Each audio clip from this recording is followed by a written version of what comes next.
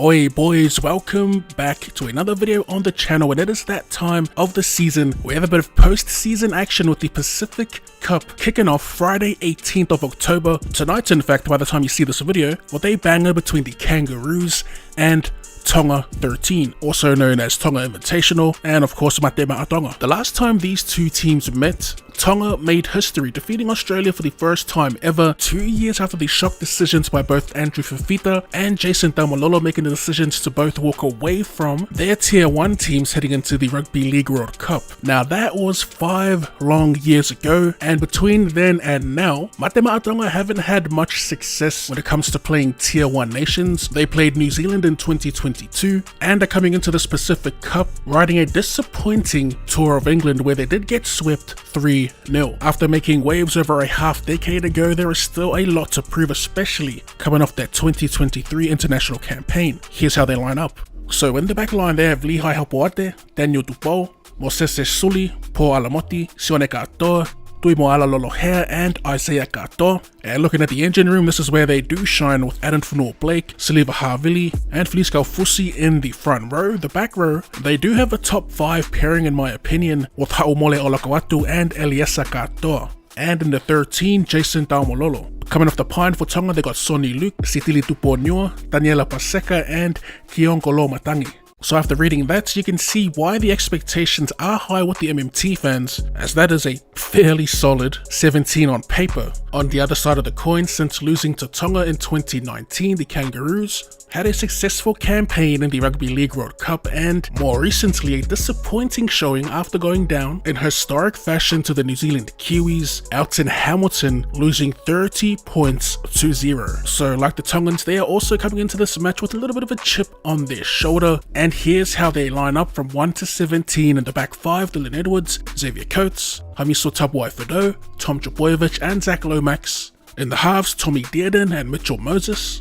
In the engine room, Pat Carrigan, Harry Grant and Lindsay Collins, Angus Crichton, Cam Murray, another solid back row, and their new skipper Isaiah Yeo at lock. Coming off the pine, they have Matt Burton, Mitch Barnett, Ruben Cotter and Hudson Young. Now after reading through the lineup, there are a couple of questionable selections on both sides of the field.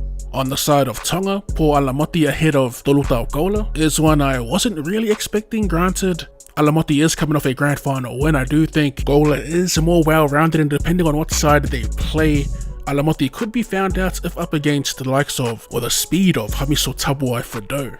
Now there's that selection along with the starting of Siliva Havili, as I've been a huge fan of Siliva Havili coming off the pine for teams. I do think it's more impactful that way. And on the side of the Kangaroos, Turbo. I think it's safe to say the somewhat injury-prone Tommy Turbo, I was not expecting to make an appearance post-NRL season. Other than those selections, both teams are fairly solid. Both teams have a nice balance in the back 5 when it comes to meter eaters and speed, with the young Hopoate getting a crack in the 1 jersey. For the Kangaroos, Hamiso in the centres, and those meter eating outside backs like Coates, Tupou, Zach Lomax, Sione Kato, Dylan Edwards.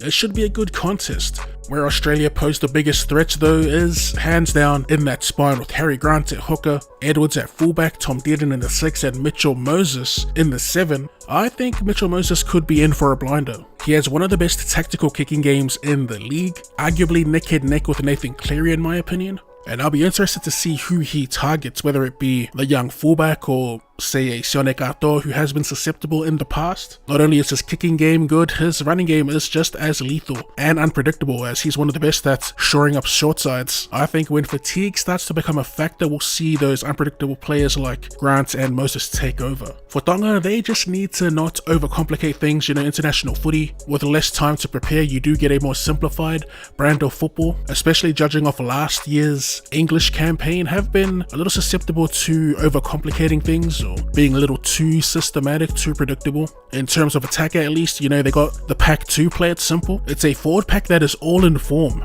peaking, mind you, and a young Isaiah Gartor with plenty of experience. He's had a pretty decent season himself. Their pathway to victory is through the middle of the field. Keep it simple, play the power game, and second phases, I think the offloads will be their best friend, but it's such a tough ask going up against a team as classy as the Kangaroos. It's not impossible. They've done it before. It's just going to be a little more difficult as, like I said, this Kangaroo side is coming into this with a bit of a point to prove. But yeah, those are my thoughts on the upcoming game later tonight. We do have a simulation to run that'll come in the Arvo, so keep your eyes peeled for that. As always, if you enjoyed the video, be sure to run and shred that like button.